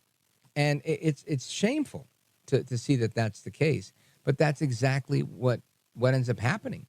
Now, something else that I wanted to cover really quick was what James Carville has to say, because obviously immigration is going to be a big topic, not just what Mayorkas said today and his actions, but everything he's done since he's been in office and the fact that he got impeached and that we should really be impeaching Joe El Baboso Biden. But I believe that's going to be a huge issue in the debate tomorrow night. I believe that the economy will also be a big issue. So you've got the border, the economy, the disastrous Afghanistan withdrawal. I think there's a lot for Biden to kind of account for and show up for. And I think people are going to be waiting to hear from him. It's not just going to be his artful and skilled avoidance of the questions. I think he's going to have to actually answer some. So we'll see how that goes. But James Carville weighed in on his thoughts on the debate. Listen to this. Well, actually, I'm pretty hard. And I think from what I've read about his debate prep, it's thorough. And from what I know about the people who are briefing him, they're very knowledgeable and they're very experienced. I think he's going to be very prepped. He has to wait for Trump. Trump is going to start where you take a drug test. And he should say, yeah, only if you take a rabies test. All right. And Trump is going to do something. I'm going to introduce a new phrase into our vocabulary here. Trump is going to shuck and jive. That's a fact. And just understand that. He's going to be talking about stuff he doesn't know. He's going to try to talk his way out of jams. He's just going to blabber on and say nothing. And just be ready for that. And you don't need to respond to it. Yeah. People can see it themselves. People will see it for themselves. And I think those that have their mind made up already, like me, there's not a chance, not a shot that I'll be casting a vote for Joe Biden. And I think there's a lot of us, right, that are in that boat or the other way, people that would never in a million years vote for El Trompito and Aldous Magnus. I get it. These things are for the people in the middle, the people that haven't committed to their side yet, that want to really understand a candidate's perspective. Lucky for me, I get to do this every day, and we've been doing it for some years, so we know exactly what perspective the candidate has. The question is, can they win the election? And we're going to see. But the conversation isn't going to stop at immigration. I think it's going to continue. Congressman Pete Aguilar, he says that he believes that Biden is going to focus on a woman's right to choose in tomorrow night's debate. Listen to this. Joe Biden will be standing on the debate stage tomorrow defending the right of women to seek an abortion, and Donald Trump must own his devastating Supreme Court justices who have caused this pain to so many across our country. That's, again, California Democrat Congressman Pete Aguilar. And I've got to tell you, that was very dramatic, right? The melodrama was heavy duty there. And I don't think there was a need for it. It just wasn't called for. But I guess he had nothing else to say other than he thinks that Biden's going to talk about a woman's right to choose. And great. I think that sounds like Biden, women need to be able to have abortions. We've got the women's rights. Yeah, the thing, man. And just, babble and ramble about things that he thinks are important, almost making a fool of himself. But I think he's going to be very intentional, especially from the top of the program. So I'm looking forward to that. And, of course, Speaker Mike Johnson also weighed in a news conference today saying that Trump will be more energetic than Biden at the debate, hands down. Listen to this. Which Joe Biden's going to show up. Look, my summary is this. It doesn't matter if he drinks a whole gallon of energy drinks. He's not going to be able to match the acumen and the readiness of Donald Trump. And that's what we expect. I think that's probably a safe assessment. I don't think Trump is going to agree to the terms of this debate and take it easy or take it lightly. I really don't think so. I think Trump is really focused on exposing what he sees in Biden, a incompetent leader, someone who is focused on pulling out of Afghanistan so that we could leave the equipment behind and allow Russia to do what they're doing to Ukraine and allow Ukraine to get away with whatever they want with respect to the printing of our money to fund their war addiction. And listen, I want to defend Ukraine, but we have to be wise. You can't just sit here and pretend everything's okay. Things aren't okay. Things aren't okay in Ukraine. Things aren't okay in Russia. Things aren't okay in Gaza. There's a lot going on.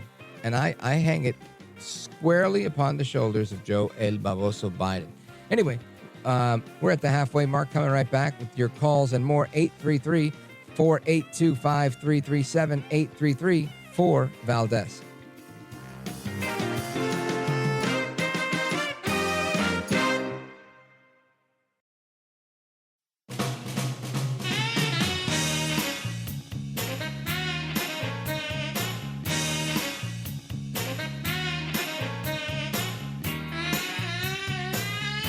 Call now, 833-4-VALDEZ. That's 833-482-5337. 833-4-VALDEZ.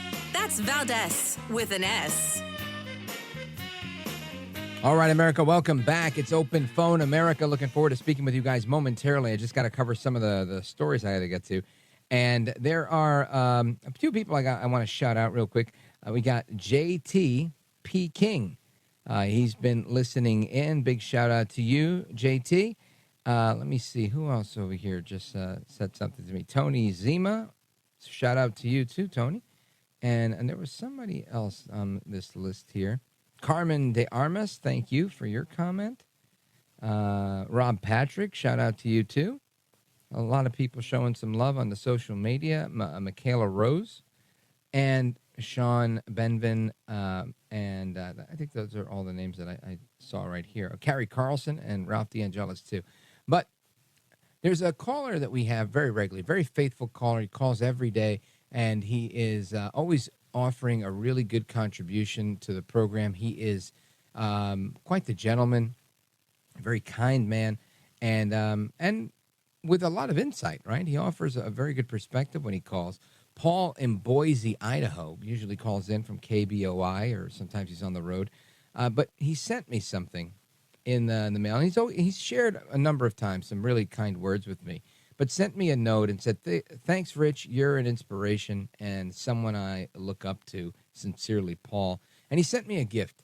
And it's a gift that has a prayer that I actually really appreciate, the Serenity Prayer on it. And that's something that I've always been fond of. My mom was a big fan of just having lots of framed prayers all over the place, right? And poems like Footprints in the Sand, which is not necessarily a prayer, but a Christian themed poem. And I have a real appreciation for this. So I can't begin to thank Paul in Boise, Idaho, KBOI, enough for the gift that he sent in the mail to the studio. So thank you for that. Big shout out to Paul. And I wanted you also to hear something because there is a report, and this is a few weeks old, but again, just shocking, about a man pretending to be a woman, trans, who has been charged with the murder of Steven Anderson after he reportedly ran over Mr. Anderson twice with his car before getting out and stabbing him multiple times. Listen to this. A judge set the bond for Karan Fisher at $900,000. Now, the state originally requested $2 million, and documents identify Fisher as a man, but police say that Fisher identifies as a woman. Now, police say Fisher ran over Steven Anderson twice as he walked to check his mail. Video then shows Fisher kiss the victim before stabbing him multiple times. Just awful. Anderson died there at the scene. Now, the district attorney's office says that there was no relationship between Fisher and Anderson. So far, no reason for the deadly attack has been identified. What we know at this point is that there was no relationship. It was complete strangers. So that made it even more shocking and horrific. And because there were indications of drug use and mental health issues. Now, both the prosecution and the defense have submitted subpoenas to mental hospitals, as well as toxicology reports from the hospital to see what may have triggered this attack. Wow, right? Wow is, I have to play these reports just because when you read these headlines, sometimes you just think, man, this is crazy. Like the whole thing is just nuts. And oftentimes I just don't believe it. It's hard to kind of wrap my head around the entirety of these things. But wow, that is nuts. Anyway, we will continue. By the way, a study finds that there is a 200% increase in the number of LGBTQ elected officials since 2017. Fascinating, right? I mean, really fascinating. And maybe in the next segment, we'll talk about the drag queen council person who explained why they removed all of the homophobic U-turn signs. We had a report from L.A. 2 weeks ago, maybe, and now we've got someone explaining it further. We'll do that a little bit later. But right now, I want to check in with Frank. He's been holding on patiently. Evergreen, Montana, KOFI. Go right ahead. Hi, Rich. Hey, I believe that this debate should be more transparent than the previous debates, and the fact that we ought to get rid of the prosthetic devices, crutches, chairs to sit on, no podiums to lean on, and just see who's stable enough to stand on their feet without falling over and being able to talk and walk at the same time.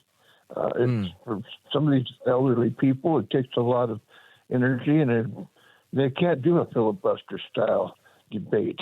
And they're just ready for the old folks home. They're really, And well, even for those old folks, Frank, because you're a pretty spry young fellow, and you always hang, right? You call in, you always have great comments, and you're on top of your game. I feel like even Joe Biden, who may not have the wherewithal to typically get through things, and he wanders off, and he loses energy, and he's all sorts of things. I feel like what we saw, the Joe Biden that we saw at the State of the Union, was jazzed up. He was jacked up, like Trump said. He was ready to rock and roll. I don't know if that was espresso. I don't know what he was doing, but it wasn't the usual Joe Biden. Now, some people say, no, it's a different guy. It's a whole different actor that plays Joe Biden. Okay, maybe. But as far as I know, that's not the case, and I can't really run with that one. So I think this week off that he's been in hiding and hibernating is going to help him. Do you think help him, or do you think he's just going to be his usual self? I think he's going to have a brain lapse or a brain fart, and it'll be a short debate, but they'll have to cart him off. Anyway, we'll see. We will see. I hope that if somebody gets carted off, that would be phenomenal coverage, right? We'd be able to talk about that for days to come. Frank in Evergreen, Montana, thank you so much for the call. I appreciate it. We're going to get to the rest of your calls momentarily straight ahead. Let me give you the number, 833-482-5337. I see we've got calls from Kansas and more coming in, 833-482-5337, 833-4-VALDEZ. This is America at Night with Rich Valdez. Call now, 833-4-VALDEZ. That's 833-482-5337. 833-4-VALDEZ. That's Valdez with an S.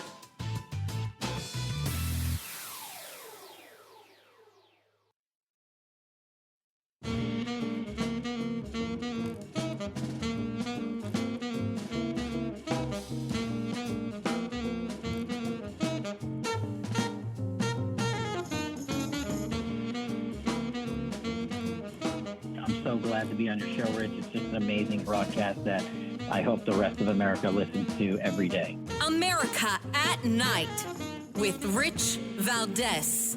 Call now, 833-4-VALDEZ. That's 833-482-5337. 833-4-VALDEZ. That's Valdez with an S. Cruising is a euphemism for gay men searching for sex. So when these signs were installed in 1997, they were specifically installed to try to curb cruising in the area. And truly, the signs were not serving a purpose for the community.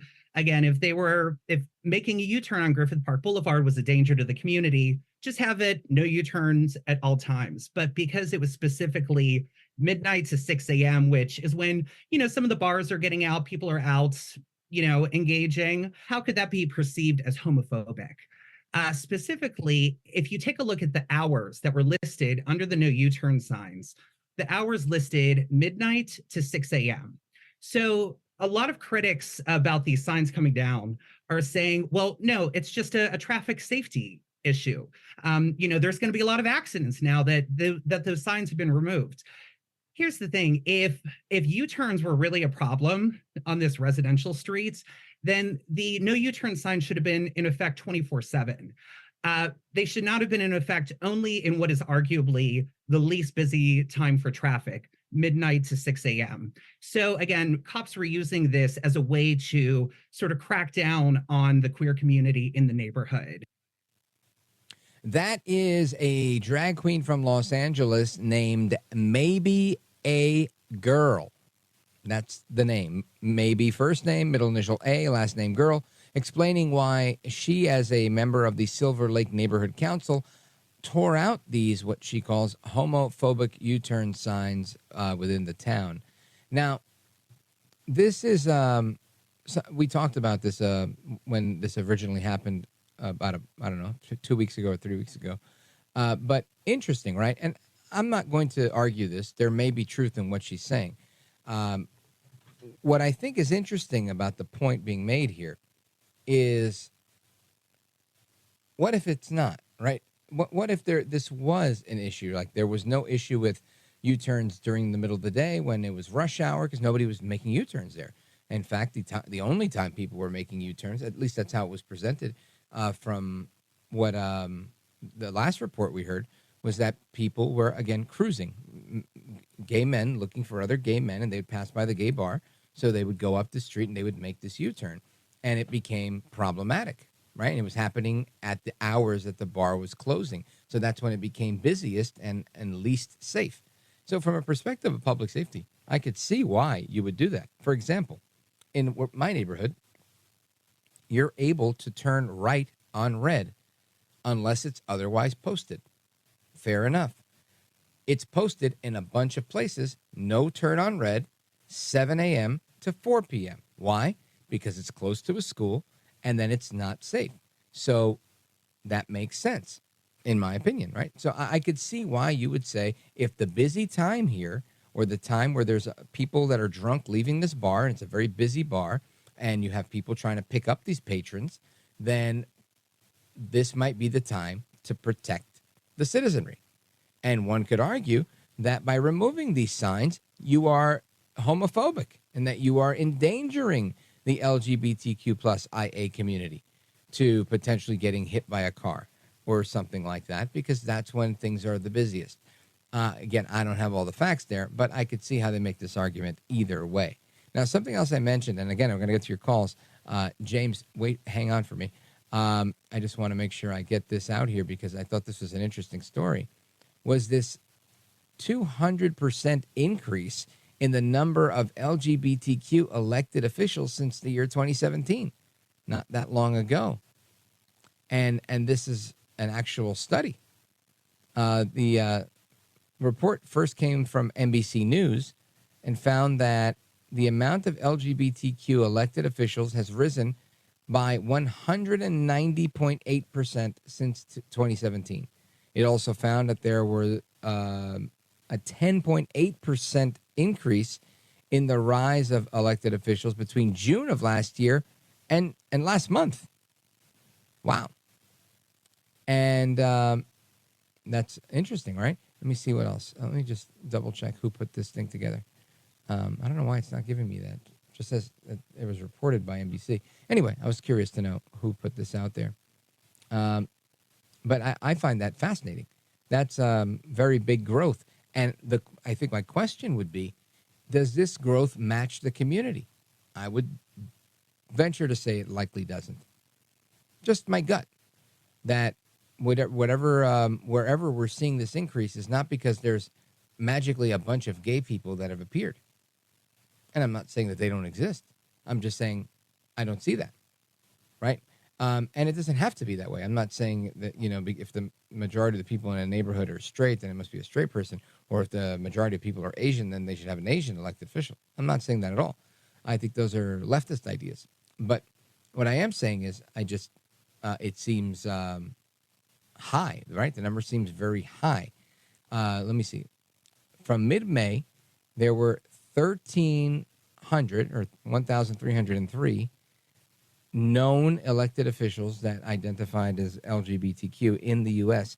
That's up from last year's tally of only 1,185, and that is a 0.25% increase, right, of elected. I'm sorry, that makes up 0.25% of the elected officials being LGBTQ. Forgive me, I misread that. So just very, very interesting here. And I found the university. Here we go. It's the Victory Institute and Loyola Marymount University that put the initial survey together. So anyway, very, very interesting stuff here. Let's go to your calls. Let's see. James has a comment on immigration and a few other things. James in Emporia, Kansas, KVOE. Go right ahead. Thank you, sir.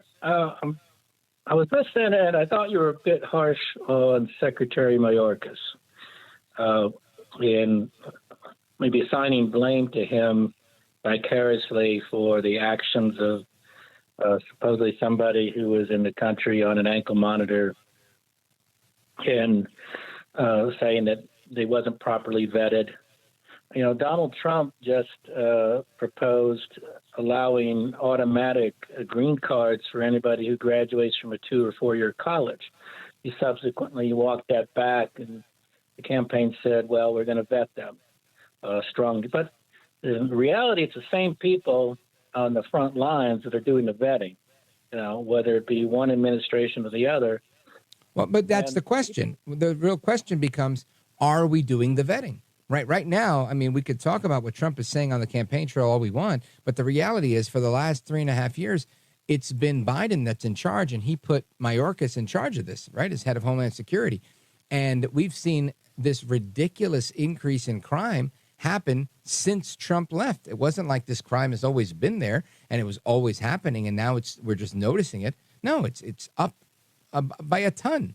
Right? We didn't hear about illegal aliens raping and murdering women and girls and 12-year-olds and 14-year-olds on a weekly basis. It wasn't a thing. And to pretend that this is business as usual and it's somehow okay and that Mayorkas, the buck doesn't stop with him or with the president, I think is myopic. I think we have to assign blame to these people that are in charge, that are there for the job, because there's not a border agent on the planet that isn't taking an order from someone that's a higher up of his, that isn't taking an order from Biden or Mayorkas. Is that not a fact? That is true, yeah. But I don't know what the statistics are on immigrant crime, but I do know that overall violent crime is supposedly going down, marginally, I think. So. The reason that it's going down, it's being reported as going down, is because you've got 6,000 police agencies, which include New York City Police Department, Los Angeles Police Department, two hotbeds for crazy crime, that are not even reporting anymore to the FBI.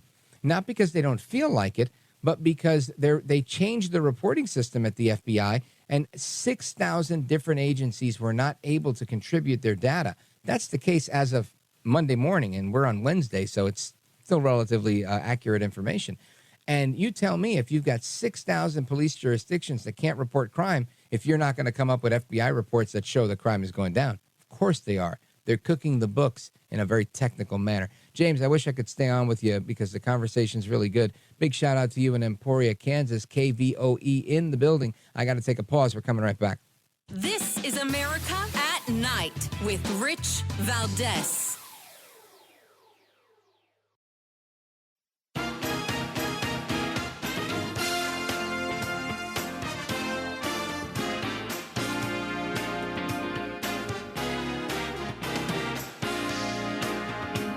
All right, America, welcome back. And let me see, there's two things I want to discuss here. The Bolivian president has survived a coup. Earlier today, it was reported that he was calling on citizens to fight back and saying, look, they're trying to take over. Bolivian President Luis Arce, he announced 3 new heads of the South American country's armed forces during the attempted coup. Interesting stuff here, right? I mean, when you hear about a coup, you never know who the good guy is or who the bad guy is. But the news of these new heads of the Army, Navy, and Air Force came amid the roar of supporters. The country is facing an attempted coup d'etat. Here we are, firm in Casa Grande to confront any coup attempt, is what he said. We need the Bolivian people to organize, Arce said in a video message. So that's what's going on in Bolivia. And hopefully that's not going to be happening here. Anyway, folks, the music means it's time for me to go. You keep listening to the radio because we love that. Hasta la próxima. Take care. Good night. And God bless. I'm looking forward to being back with you tomorrow, bringing you some debate coverage, analysis, and all of that as that goes down in real time right here on this program. So that's it. That's all I've got. I'm Rich Valdez.